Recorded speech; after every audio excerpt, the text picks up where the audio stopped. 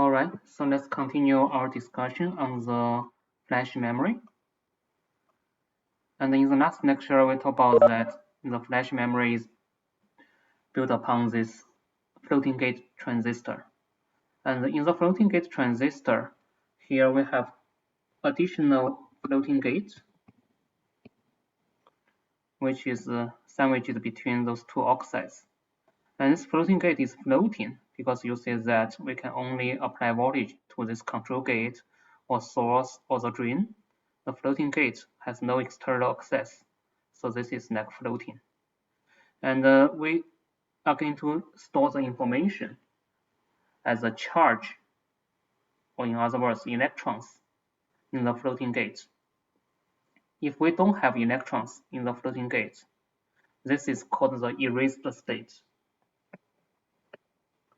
And this represents the information 1, erased state.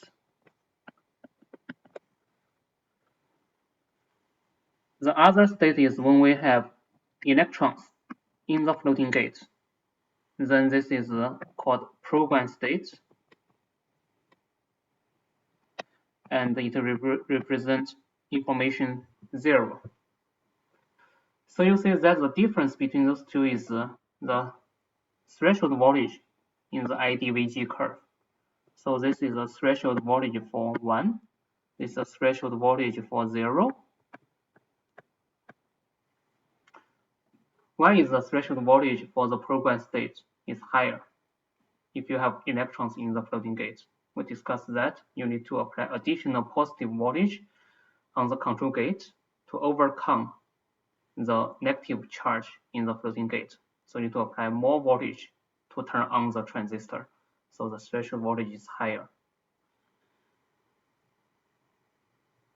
And if you want to read out the information from this floating gate transistor, you need to apply a read voltage in the middle between those two threshold voltage. If you apply read voltage here, then if the floating gate stores 1, you will read out current.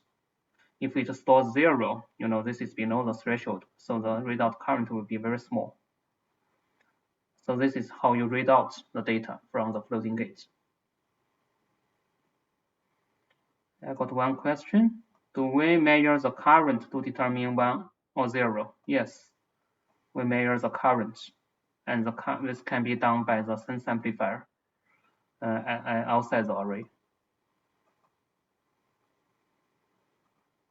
Okay, so if we want to write the data into the floating gate, then depending on the write 0 or write 1, for example, here we write 0, that means we are going to do this programming. That means we are going to inject electrons flow from the channel to the floating gate. So how do we do this? Normally, the oxide is insulating. That means the electrons cannot go through. It's like a barrier. But we have to apply very large voltage, in this case, like 12 gates on the control gates. Then the electrons will tunnel through due to the quantum mechanical phenomenon here. Or in other words, if you look at the band diagram vertically across this stack, if this is let's say the channel side, you have the oxide. Let's say this is oxide 1. This is the first oxide. And then you have the floating gate here.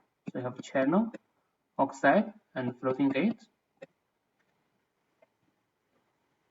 So the electrons in the channel will see a barrier of the oxide because oxide has larger band gap. So oxide is a barrier. And nominally, the electrons cannot go through the oxide because oxide is typically thick in this case, for example, like 10 nanometer. So electrons will see a 10 nanometer barrier and it cannot go through. but we are going to apply positive voltage on the control gate. That means the floating gate will also see positive voltage. Positive voltage means what? Push down the band. So you are going to push down the band with higher and higher gate voltage. You are going to push band more and more. And eventually, if you apply like 12 volts, the band is pushed down, and then this barrier becomes triangular. So if you have triangular barrier, you see that this tunneling distance will become shorter. So oxide may be 10 nanometer, but if you have this triangular barrier, then you may see only like 2 nanometer here. So then electrons will have much higher probability to turtle through, and this will happen according to this FN tunneling mechanism. So electrons now can tunnel through. That means the electrons can go into the floating gate.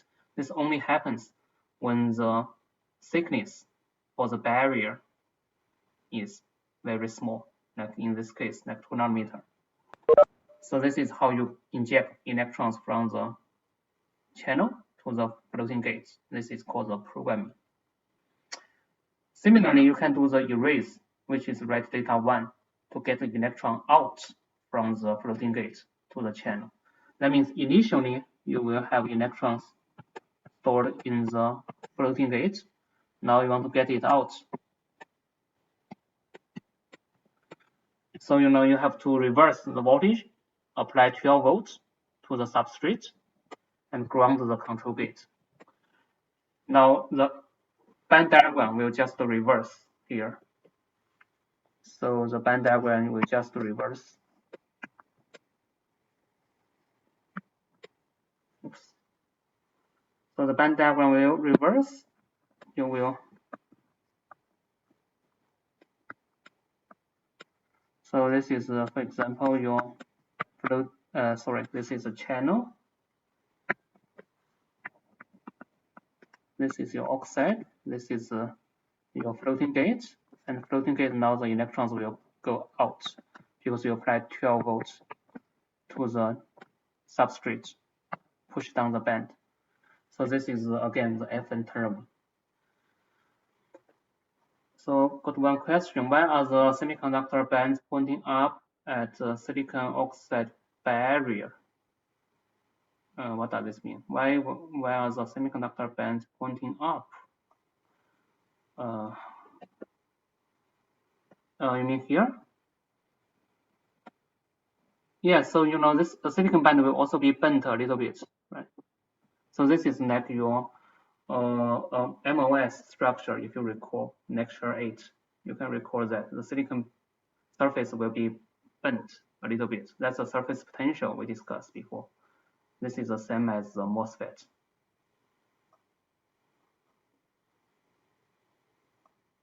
Yes, for this programming case, we apply 12 volts. The inversion is created. That's why you have electrons in the channel. So electrons will go into the gate in this case.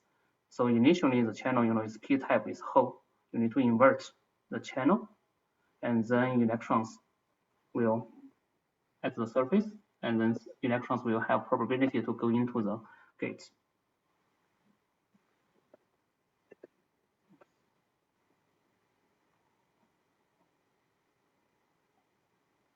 Oh, so this, I got what you mean here. So the actually this diagram is should be this side is not metal. I should make it. This is a channel. The left hand side is a channel. It also the left hand side will be bent down like this a little bit. And this floating gate is also silicon, so it will be bent up like this. So here, this is the left hand side is channel. Channel is bent down. Should be like this.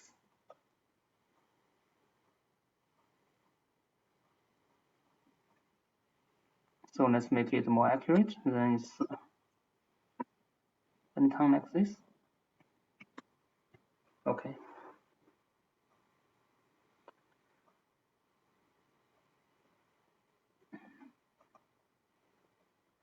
Okay, so this is the erase.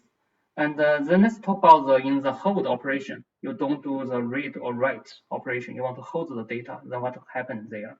If you hold the data, if you draw the whole stack band diagram, so you will have this kind of band diagram. So in the programming, we only draw the first oxide here. Let's say this is the first oxide. This is the second oxide.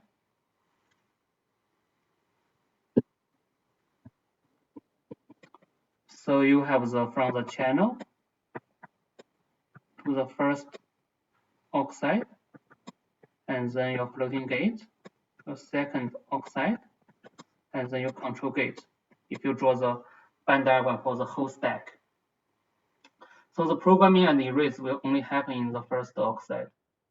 But if in the hold mode, if you store the data 0, that means you programmed the electrons in the floating gate. So you have electrons here, and this electron will stay there. It's like a trap, because this is like a potential well.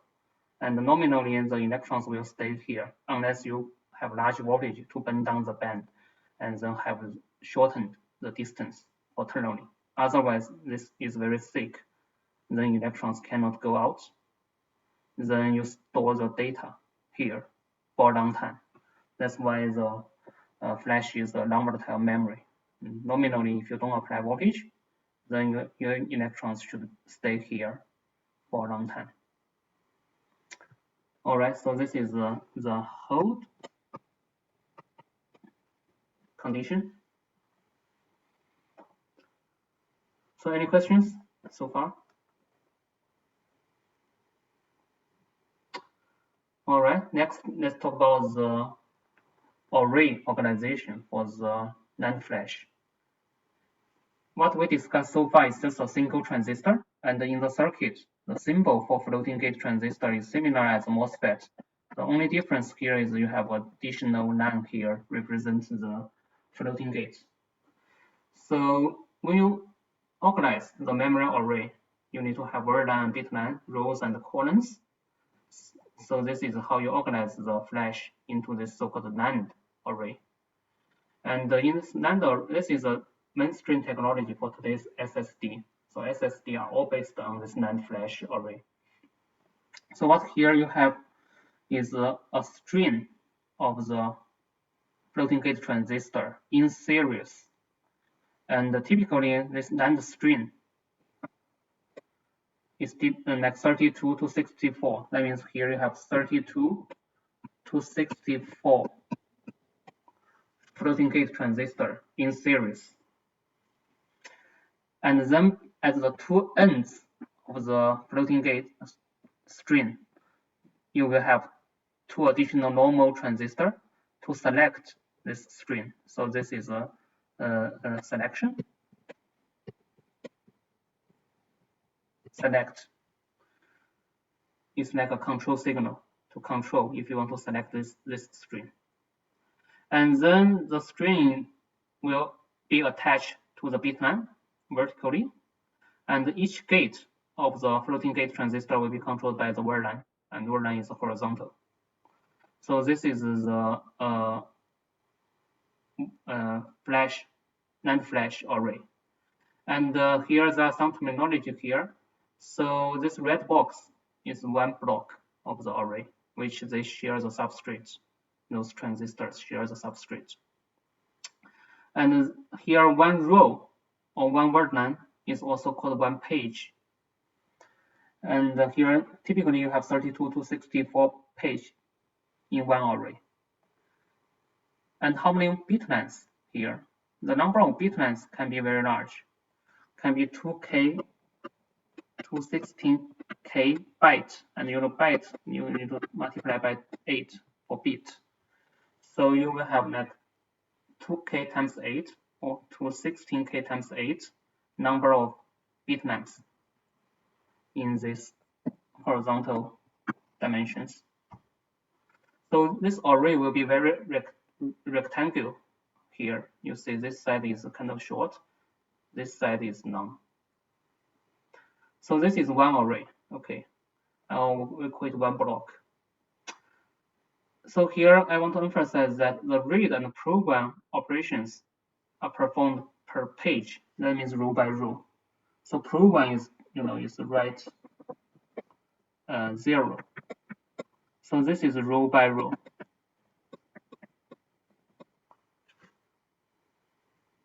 And the erase, that means write 1 is by block. That means the whole block will be erased at the same time. So why is that? This is because you see the erase condition here will apply 12 volt to the substrate. But those transistors will share the substrate. They are built on the same wafer, so they are going to share the substrate. If you apply 12 volt, all the transistor will see the 12 volts. So when you do the erase, that means all the floating gate transistor in this block will be erased at the same time. That means they will be written to 1 simultaneously. Or in other words, the NAND flash is not run. Okay, it's not random access memory. Random access means you can individually read or write the data. They are independent from each other. So you can write the data into this cell or the other cell independently. But here, this is not run, because if you write 1, all of them will be written at the same time. So this is not run. Okay, this is unique in the NAND flash. And also for the read of the program, you have to do it row by row, which means you can apply a voltage to the word line, and this whole page will be read out or will be programmed. So this is a key feature for the NAND flash.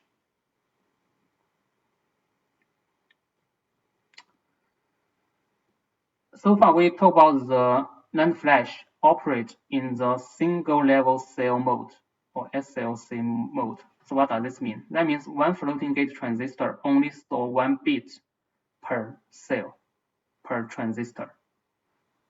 But actually, in the practical applications, you want to increase the density of your memory.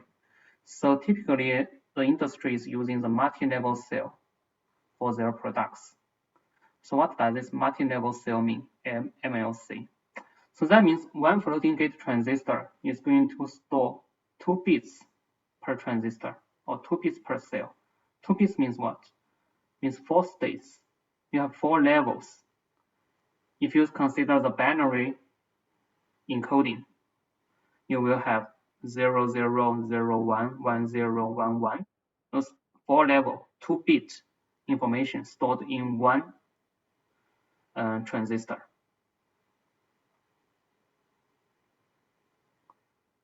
So here is some new information we added.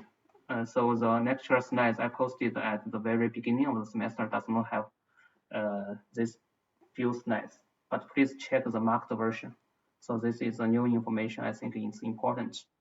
So I added. So I think these few slides are not part of the original slides, because I want to get you some latest progress in the industry about those memory technology. All right. So here the multi-level cell. How do we achieve 2 bits per cell? Okay. So if you think about the IDVG curve,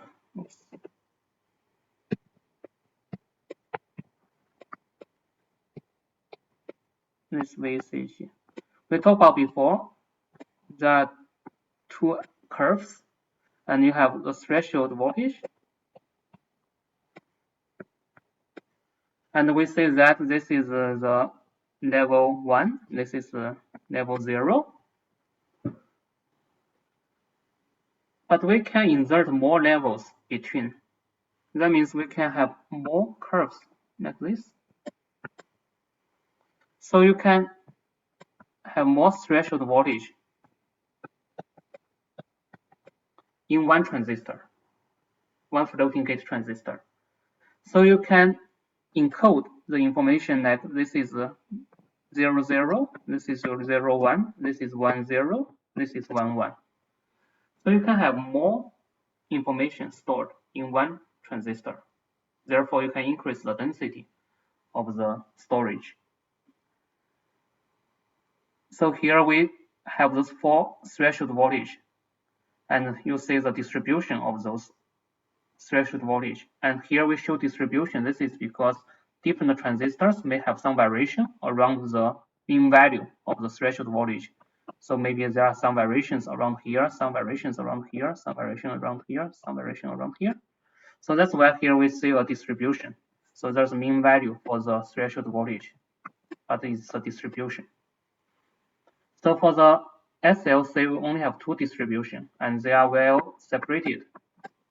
But if we want to insert more levels, we need to have more levels in between, and we need to tighten the distribution to make sure between levels we still have gap. That means we can distinguish the information. Otherwise, if you have an overlap, then we don't know this one belongs to 0, 0, or this one belongs to 0, 1. So we need to have the gap between those distributions. So in principle, we can add many levels in between. And in practice, I think people have done 2 bit per cell, 3 bit per cell, or even 4 bit per cell. So if it's 3 bit per cell, that will be 8 levels, because here, if you want to store n bit information, you need to have 2 to the power n levels. Okay. So here, what do this level do? Okay, so what exactly are you doing here? So how do you achieve those different levels? That's the question. So you need to look at the mechanism of the floating gate transistor we discussed earlier. So we have the floating gate, right? And we inject the electrons into the floating gate. Here, what you need to do is to control the number of electrons injected to the floating gate. The more electrons injected to the floating gate, the higher threshold voltage.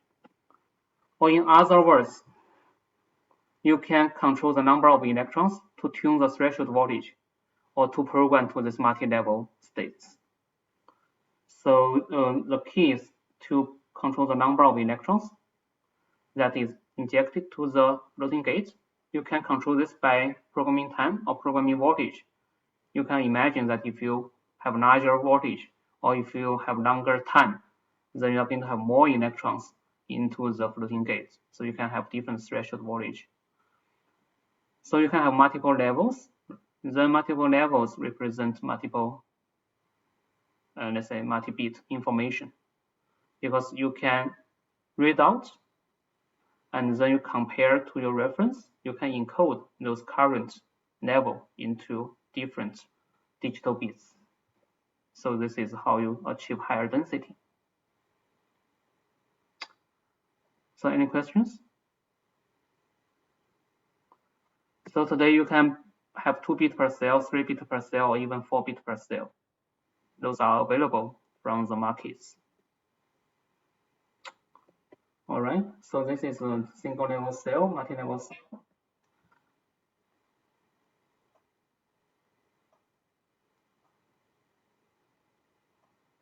So I got one question. What is programmed to the L1 or OR? So this L1, L2 is not SRAM's cache level 1, level 2, level 3. This is just the, this is not, don't confuse with cache. This has nothing to do with SRAM. This is just the different levels. Then you can call it a level 1, level 2, level 3. Or you can call it a level 0, 0, level 0, 1.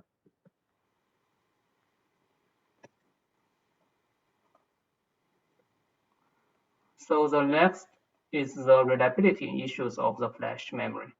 So flash memory has some reliability issue. That means it has some limited lifetime. So first issue is so-called cycling endurance. That means how many cycles you can write. Number of writes is limited. So here we have this erase and program cycle. So you can write 0 and then write 1. So it's like you do program and 1 erase. So you call this 1 cycle.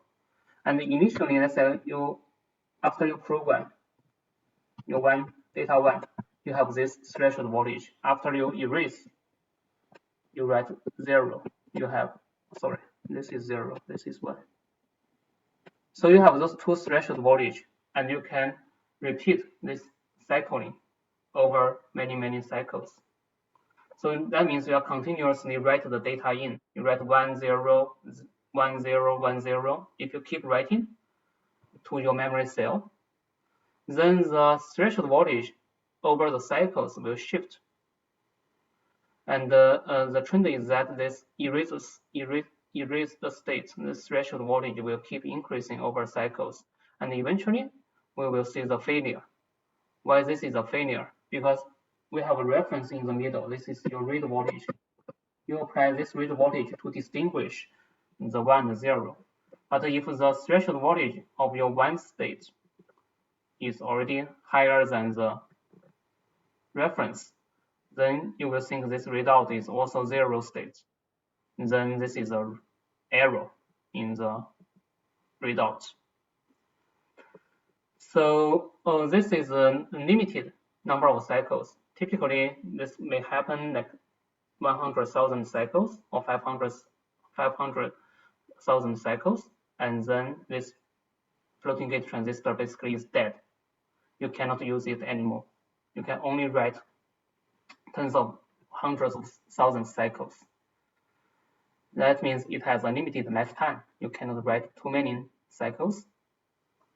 So why does this happen? Okay, so long story short, when you have this programming and erase, the electrons go through the oxide, tunnel through the oxide. So it will cause some damage to the oxide. And some of the electrons will be trapped into the oxide and cannot get out.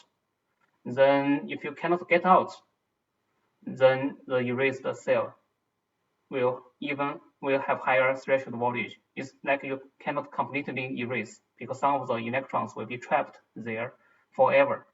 Then you cannot get it out because there are some physical damage to the oxide when the electron moves through that oxide. So those are the complicated reasons we are not going to discuss in details. But here you need to understand the cycling endurance is limited. You cannot write it many cycles. Or you can even notice that in your daily life, if you look at your SSD, the capacity initially, for example, is 128 gigabytes. But after you use for like months or years, you will see that the available capacity will become like 100 gigabytes. That means some of the cells are already dead because they cannot be erased anymore. So your available capacity will shrink over time. So this is a problem. And also there's another reliability problem called data retention. So this one is in the hold condition. You don't read or write. You want to maintain the data over time. And initially, for example, you also have the 1 state here and 0 state here. This is the initial threshold voltage. They are well separated. But if you wait for a long time, especially at higher temperature, you will see that the 0 state threshold voltage will decrease. That means the electrons originally in the floating gate leaked out over time. Of course, this is a very gradual process. It will take long time. Long time means, I mean, like months or even years. But gradually, the electrons may leak out due to the thermal vibration. Especially at higher temperature, electrons may have larger thermal energy, so they may jump over the barrier. And once they jump out, the threshold voltage will decrease. And that means your data will be lost. If you store 0, and over time, it may become 1. especially this is accelerated at higher temperature. So the typical industry standard for the lifetime of your data retention typically is 10 years at 85 degrees Celsius. So 10 years at 85 C. So more than 10 years, then they will not guarantee, okay, your SSD, the data will not be guaranteed after 10 years, especially if you store your data at a hot place, like, I don't know, maybe Arizona. If you have high temperature, then you cannot maintain the state for a long time. So this is data retention problem. And also we have this cycling endurance problem. So this is reliability issues of the flash. But the industry standard typically will guarantee like 10 years lifetime. But in the recent years, I see the trend of the industry to lower down the standard from 10 years to like 3 years. I think the reason is that they think the customer, like you, may change your smartphone every 2 years, 1 year, 2 years, so you don't need to save your data for 10 years. So they relax the requirement. This is the trend of the industry. All right. So let me stop for a while for this clip.